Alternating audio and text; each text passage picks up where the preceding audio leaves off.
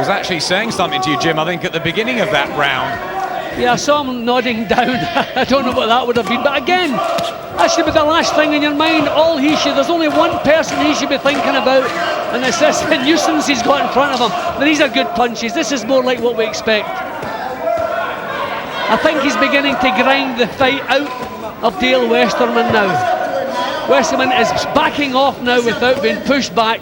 That's a big sign of tiredness. Still full of heart, still full of fight, but he's used up a lot of steam. We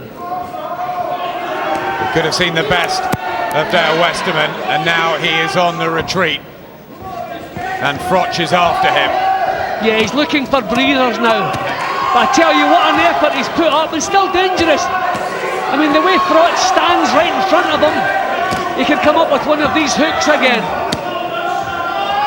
Just being worn down. Good uppercut from Carl Froch. Had to take ground there, Dale Westerman. This is a bad round for the Australian challenger.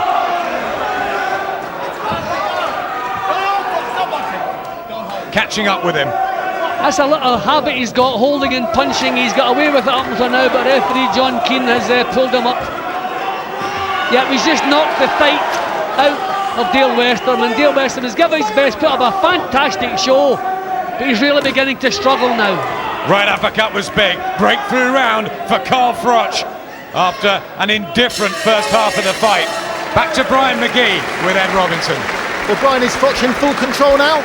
Yeah, I think he is now. The Australian seems to starting to run out of steam. Carl seems to be just cruising along now. You know, it's not easy. It's not making it easy for him, but I think he's well in control and on his way to winning. So you think it's a case of Westerman slowing down as opposed to Froch finding the answers? Yeah, definitely. I'm surprised actually it's went this long. You know, I thought Carl would have stepped up a gear and maybe had that guy out of there, but you know, he's causing a lot of problems in there, and it's making it tough. You think he should step up now?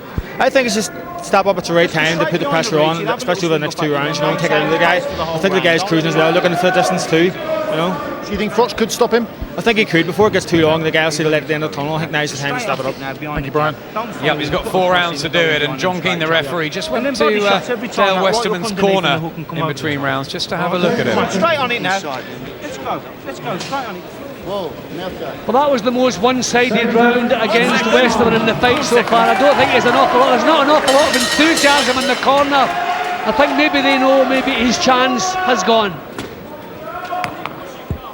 Here is the 9th, remember the silver and black of Carl Froch, 6 foot 1 inch from Nottingham. And this very game challenger from Melbourne, Dale Westerman, who's given Froch so much to think about. You see the impact he walked onto the hook come jab there. His legs are tiring, so obviously the punch resistance may not be what it was earlier. He was taking some thunderous punches in the earlier rounds, but now they're taking their toll. Just try swinging again. Can't fault him for effort, Westerman, but it's all being sucked out of him now, and Froch is driving these shots home at last. Well, one thing's for sure, Froch hasn't cut corners in the gymnasium, because this really has been a physical night for him. Action all the way through, he's never flinched.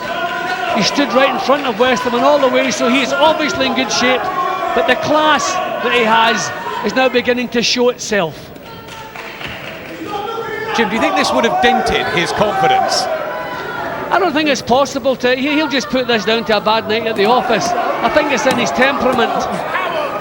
But I hope he learns from it, because, I mean, the defence he's shown tonight, nothing short of deplorable. You can't take this kind of boxing up into world class. Now, these are good shots. These are quality punches. Body shot went in there. That troubled Westerman, and a lot's getting through. And I think John Keane's taking a closer look, and he says no more. And finally, Carl Froch gets the job done and makes a successful 5th defence of his Commonwealth title. But there are going to be critics. There are going to be people picking holes in that performance. And what about the fight with Brian McGee now?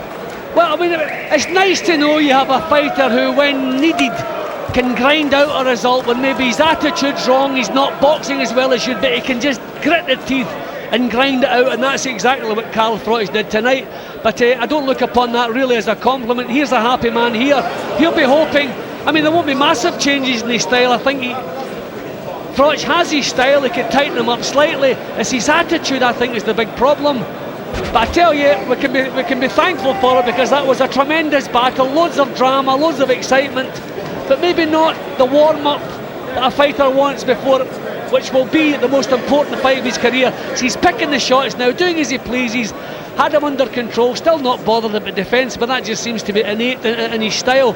But these were real good shots, stepping in a perfect time. I mean, John Keane had gone over in between rounds to have a look at Westerman, so he knew he'd gone out of the fight, no signs he was coming back into it again. Good piece of refereeing there. Perfect timing there. At the end of the day, Carl Froch would say he's a winner, and he got the job done on a difficult night. 18 out of 18. Well, ladies and gentlemen, after 1 minute 45 seconds of round 9, in the interest of Dale Westerman's own safety, the referee has stopped the contest. The winner, and still super middleweight champion of the Commonwealth, Carl the Cobra Froch. And ladies and gentlemen, please show your appreciations to visiting from Australia, Dale Westerman.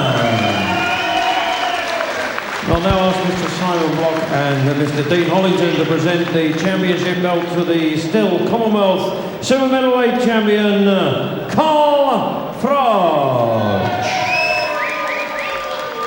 Fifth successful defence, knockout win number 14.